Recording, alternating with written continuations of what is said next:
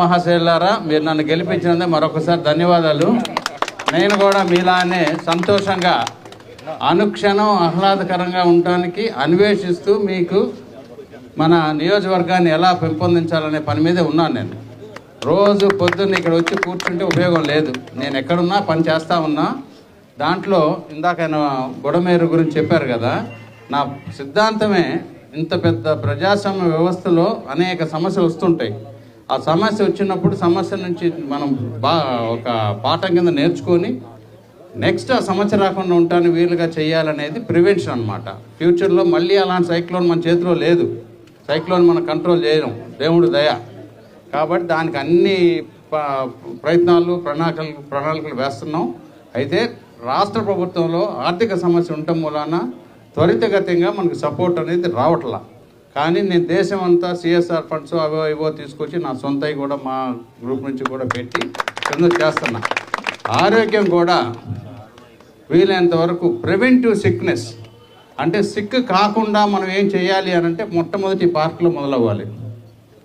మీరు ఈ పార్క్లోకి వచ్చి సెల్ ఫోన్లు జేబులో పెట్టుకొని లెస్ వాకింగ్ మోర్ టాకింగ్ అయితే ఉపయోగం లేదు. ఓకే, మహిళలు చాలా ఇంపార్టెంట్. ఇప్పుడు నేను ఇందాక నుంచి చూసిన ఒక్క మహిళ కూడా లేరు, అంటే తక్కువ. ఇప్పుడు వచ్చినట్టున్నారు, చాలా తక్కువ. 50% మహిళలు కూడా మీరు డెఫినెట్గా కావాలంటే సమయం సపరేట్గా పెట్టండి. మార్నింగ్ కూడా కావాలంటే ఎప్పుడు కావాలంటే అప్పుడు పెద్దవాళ్ళు ఉంటారు కదా. ఓకే, ఎనీవే మహిళలకు కూడా సరైన గౌరవం ఇచ్చి వాళ్ళు కూడా ఓటు వేస్తేనే కదా ఈరోజు నా మంత్రి గారు ఇక్కడ ఉంది, నేను ఇక్కడ ఉంది. ఇకపోతే ప్రహ్లాద్ జోషి గారికి అమితమైన చరిత్ర ఉన్నది. 5 సార్లు లోక్సభ ఎంపీ, మామూలుగా కాదు. ఓకే, అప్పటి నుంచి పార్లమెంటరీ అఫైర్స్ మినిస్టర్ చేశారు. అనేక 12 సంవత్సరాలు కంటిన్యూస్గా మినిస్టర్ చేస్తూనే ఉన్నారు. ఈయన కూడా చరిత్రే, మామూలు మనిషి కాదు. చూస్తానికి సామాన్యంగా కనపడతారు కానీ వెరీ వెరీ బిగ్ మ్యాన్.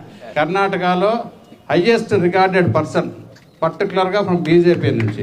మనకు చాలా సంతోషం ఈరోజు ఇక్కడ రావటం వలన. ఎందుకంటే నేను ఆయనతో కలిసి ఆయన మొదట లోక్సభలో ఉన్న, రాజ్యసభలో ఉన్నప్పుడు, నేను మంత్రిగా ఉన్నప్పుడు కలిసి రెగ్యులర్గా మేము పనిచేసేవాళ్ళం. రెగ్యులర్గా చూస్తూ ఉండేవాడిని. One of my best good regarded friend Prahlad Joshi గారు. కాబట్టి నేను ఎప్పుడు ఏం చెబుతున్నానంటే, నేను చేసింది ఆవకింద అయితే చేయవలసింది అడివంత ఉందనేది నా అంతా నాకు తెలుసు. ఎప్పుడు చెప్తా ఉంటా.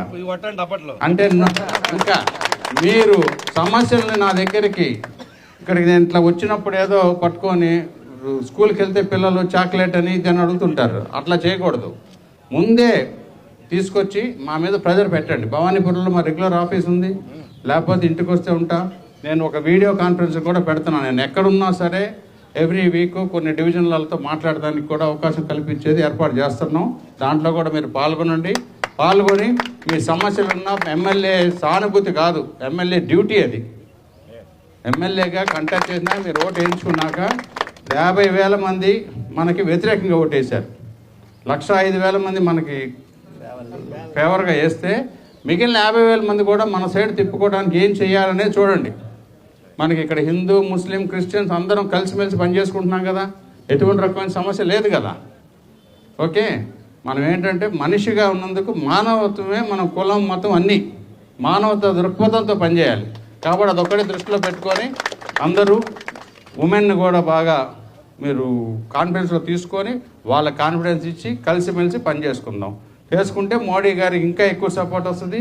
మోడీ గారు 12 సంవత్సరాల నుంచి 22 సంవత్సరాలు 25 సంవత్సరాలు చేస్తారు. ఆల్రెడీ ఆయన 25 సంవత్సరాలు అవుతుంది చీఫ్ మినిస్టర్ గాను. ఇది 24 అయిపోయింది, 25లోకి ఎంటర్ అవుతున్నారు.